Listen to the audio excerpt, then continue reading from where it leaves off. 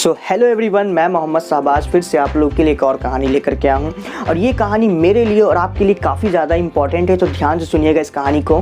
कहानी कुछ ये है कि एक गांव में एक बहुत ही सुंदर मूर्ति बनाने वाला मूर्तिकार था और उसकी मूर्ति इतनी अच्छी होती थी कि लोग उसके अच्छे खासी कीमत देने को तैयार हो जाते थे। उसकी मूर्तियाँ इतनी खूबसूरत थी कि बहुत दूर दूर से लोग आते थे उसकी मूर्तियों को खरीदने के लिए, और जो लोग खरीदने के लिए आते थे उसको अच्छे खासे दाम भी देते थे और उसकी काफ़ी ज़्यादा तारीफें भी करते थे। कुछ समय के बाद उस मूर्तिकार का बेटा हुआ। अब बेटा भी अपने बाप के काम को देखकर इतना इंस्पायर हुआ तो उसने बचपन से ही मूर्तियां बनानी शुरू कर दी और उसकी मूर्तियां इतनी खूबसूरत बनती कि पिता उसकी मूर्तियों को देख करके इतराया करता और साथ ही साथ उसे ये भी कहता कि देख, तूने जो ये मूर्ति बनाई है ना, इसमें कुछ कमी रह गई है, इसमें कुछ छूट गया है, तो इसको एक काम कर, तो अपनी गलतियों को सुधार। तो बेटा भी पिताजी के नुक्स पे काम करता और अपनी मूर्तियों में इम्प्रूवमेंट लाता और मूर्तियां पहले से ज़्यादा शानदार बन जाया करती। तो धीरे धीरे वो लड़का बड़ा हुआ और बड़ी होकर के उसने बड़ी शानदार मूर्तियां बनानी शुरू कर दी और जितने भी गांव के लोग थे वो सभी के सभी उसकी मूर्तियों की काफ़ी ज़्यादा तारीफें करने लगे और अच्छे खासे दाम देने को तैयार हो गए। एक वक्त ऐसा भी आया कि बेटे की मूर्तियां बाप की मूर्तियों से ज़्यादा बिकने लगे और उसकी मूर्तियों के दाम से भी ज़्यादा कीमत पर बेटे की मूर्तियां बिकने लगी। लेकिन अब भी बाप ने बेटे की मूर्तियों में कमियां निकालना कम नहीं किया। कोई ना कोई नुक्स निकाल करके, कोई ना कोई गलती निकाल करके उसको बताता रहता। वो हमेशा कहता कि इसमें और कुछ चेंजिंग आनी चाहिए, इसमें और कुछ इम्प्रूवमेंट आना चाहिए, इसमें कुछ थोड़ा बदलाव करो ताकि ये पहले से ज़्यादा अच्छा लगे। वो हमेशा उसकी मूर्तियों में कमियां और नुक्स निकालता ही रहता।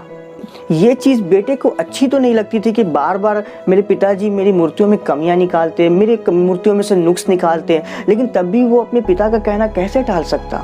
वो अपनी मूर्तियों में कोई ना कोई सोच विचार करके बदलाव जरूर लाता और पहले से ज़्यादा शानदार मूर्तियां वो बनाता। लेकिन एक वक्त ऐसा आया कि वो कहते हैं ना कि जब इंसान का सब्र का बांध टूट जाता है, और उस वक्त बाप जैसे ही कुछ कहने जाता, बेटा फौरन ही कहता आप रहने दीजिए, आप तो ऐसा कह रहे हैं कि लगता है कि आप एक बहुत बड़े महान मूर्तिकार हैं, आपको मूर्तियों की तो हर नॉलेज है, आपको तो मूर्ति के बारे में सब कुछ पता है, इसीलिए आप हर बार मेरी मूर्तियों में कुछ ना कुछ कमियां निकालते रहते हैं। अगर ऐसा होता तो आज आपकी मूर्तियां मेरी मूर्तियों से ज़्यादा ना बिकती, अगर ऐसा होता तो आज आपकी मूर्तियों की कीमत मेरी मूर्तियों की कीमत से ज़्यादा ना होती। अब से आप मुझे सलाह देना बंद कर दीजिए, मुझे अपना काम करने दीजिए, मैं अपने काम को बड़े अच्छे तरीके से कर रहा हूँ। फिर क्या, पिताजी हो गए उस दिन से चुप। अब से उसको कोई नुस्ख नहीं निकालना है, कोई भी टोकना या कोई भी गलतियाँ उसकी मूर्तियों में नहीं निकालना। पिताजी अब हो गए उस दिन से चुप और बेटे को उस दिन से शांति मिल गई।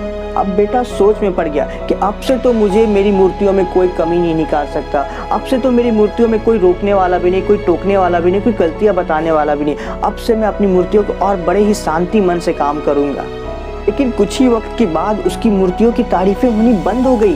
कुछ ही वक्त के बाद उसकी मूर्तियों की बिक्री होनी भी कम हो गई और दाम भी कम मिलने लगे।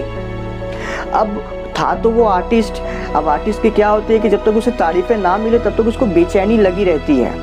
अब उस बेचैन हालत में वो गया अपने पिताजी के पास और जब उसने अपने दिल का हाल बताया पिताजी को, देखिए पिताजी मेरी मूर्तियों की अब तारीफें होनी बंद हो गई है, अब मेरी मूर्तियों की बिक्री भी कम हो गई है, दाम भी सही से नहीं मिल रहे, अब मुझे बताइए कि मुझे क्या करना चाहिए। तो पिताजी कहते हैं कि मुझे पता था कि तुम्हारे साथ एक दिन ऐसा होने वाला है, मुझे पता था कि तुम्हारे साथ ऐसा एक दिन होने वाला है। तो बेटा जैसे ही उसकी बातों को सुनता है कहता है कि जब आपको पता था तो आपने मुझे पहले क्यों नहीं बताया, पहले आपने मुझे क्यों नहीं टोका कि मेरे साथ ऐसा एक दिन होने वाला है।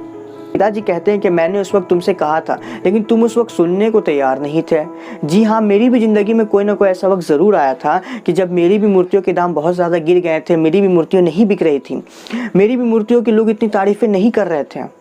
हालांकि मैं जानता हूँ कि मैं कोई महान मूर्तिकार नहीं हूँ और मुझे मूर्तियों के बारे में सभी नॉलेज नहीं है, लेकिन ऐसा भी नहीं है कि जब मैं तुम्हारी मूर्तियों के बारे में टोकता था, तुम्हारी मूर्तियों में कोई नुक्स या गलती निकालता था तो तुम उसकी वजह से अपने विचारों से और अच्छी मूर्तियाँ बनाते थे, उसमें कुछ ना कुछ बदलाव ज़रूर लाते थे। ऐसा भी नहीं था कि मेरी बातों से तुम्हें असर पड़ता था, लेकिन इतना था कि जब भी मैं तुम्हारी मूर्तियों में कोई कमियां निकालता तो तुम पहले से कुछ अच्छी काम करते, तुम पहले से और ज़्यादा उसमें ग्रो करते। इसलिए मैं तुम्हें देखता था कि जब तक तुम्हारी कोई कमियां ना बताए ना, तुम आगे नहीं बढ़ते थे अपने काम में।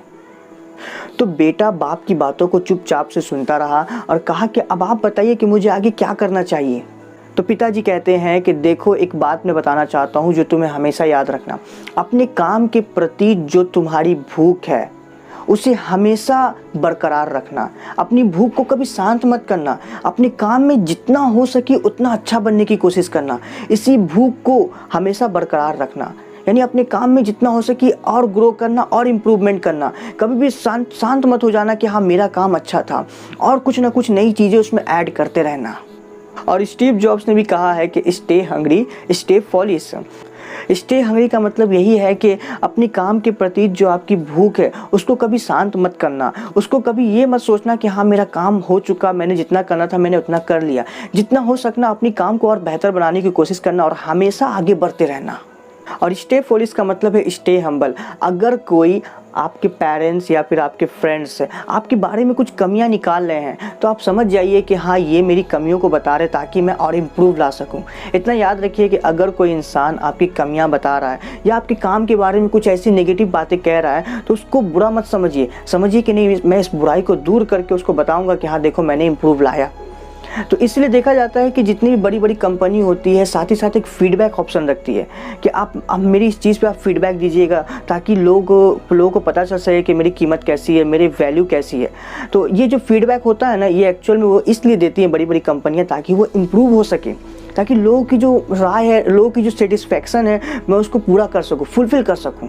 तो जाते जाते एक बात कहना चाहता हूं कि जिस इंसान ने कभी कोई गलती नहीं की, उसने कभी कुछ नया करने की कोशिश नहीं की। बढ़ते रहना आगे, चाहे जैसा भी हो मौसम, पा लेती है चींटियां भी गिर गिर के मंजिल को बार बार। So wish all the very best. आप सभी का बहुत बहुत शुक्रिया मेरे इस वीडियो में आने के लिए। वीडियो अच्छा लगा तो लाइक, कमेंट और सब्सक्राइब ज़रूर करें ताकि और भी मैं इसी तरीके से वीडियो बनाता रहूं। बात यह है कि मुझे अभी टाइम नहीं मिल पा रहा, जिसकी वजह से मैं आगे की वीडियो के बारे में सोच नहीं पा रहा, क्योंकि अभी कुछ नया आने वाला है, इसलिए काफ़ी उस पर टाइम दिया जा रहा है। तो अपना लाइक और सपोर्ट बरकरार रखें।